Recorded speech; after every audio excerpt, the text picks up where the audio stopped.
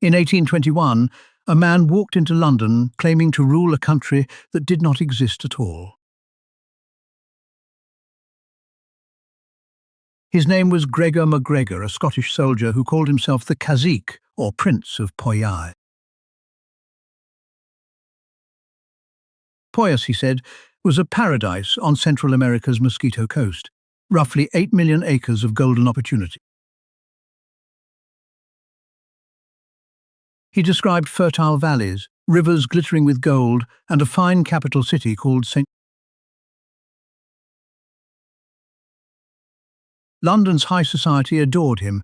Bankers, officials, and aristocrats lined up to shake the prince's hand. Nobody thought to check a map.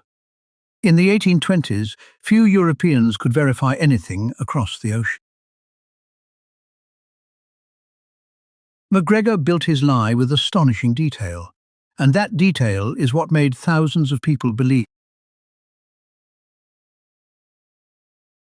He published an entire guidebook describing Poyais, credited to an invented author named Captain Thomas Strangeway. The book praised remarkably healthy air, rich soil, and a thriving capital of 20,000 people. He opened land offices, printed official-looking documents, and designed a flag for his imaginary nation. He even created a currency, elaborate Poyais dollar banknotes, produced by the official printer of the Bank of Scotland.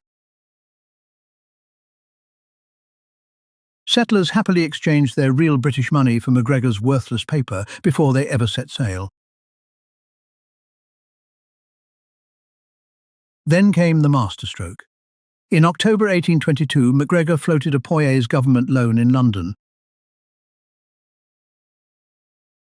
Investors bought £200,000 in bonds, backed by the revenues of a country with no revenue. That sum is worth tens of millions of pounds today, raised for a nation that was pure fiction. He sold Poyais land too, at around 2 shillings an acre, a price that nearly doubled as demand climbed. Buyers included doctors, bankers, shoemakers, and farmers, many of them Scots dreaming of a better life abroad. Some sold everything they owned, trading real savings and real homes for deeds to imaginary farmland. In September 1822, the first ship, the Honduras packet, sailed with about 70 hopeful emigrants. In January 1823, the Kennersley Castle followed from Scotland, carrying nearly 200 more settlers. On board, some wore fine clothes, expecting government jobs and city comforts in the capital of St. Joseph. When they landed on the Mosquito Coast, they searched for the city. There was no city at all. No port, no bank, no opera house, just untouched jungle, swamps, and a few abandoned huts.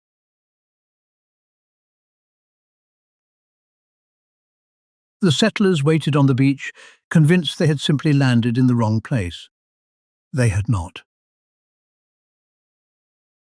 The rainy season came. Malaria and yellow fever swept through the camp as food and hope ran out. Rescue ships eventually carried survivors to British Honduras, but for many of the settlers it was too late. Of roughly 250 people who sailed for Poyais, at least 180 died. Fewer than 50 ever saw Britain again. Word of the disaster finally reached London in 1823. Astonishingly, some survivors refused to blame MacGregor, insisting their beloved prince must have been betrayed by others. MacGregor did not wait to find out. As the truth spread, he quietly slipped away to France.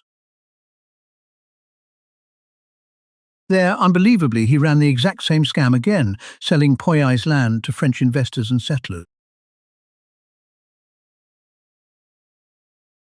French authorities grew suspicious when emigrants applied for passports to a country no official could find. MacGregor was arrested and tried for fraud in 1826. Incredibly, the court acquitted him.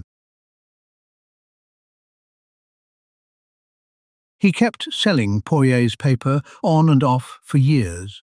He was never punished for any of it.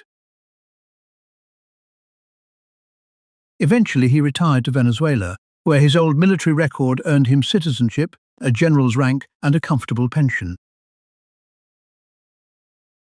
Gregor MacGregor died in Caracas in 1845, buried with full honours, the man who sold a country.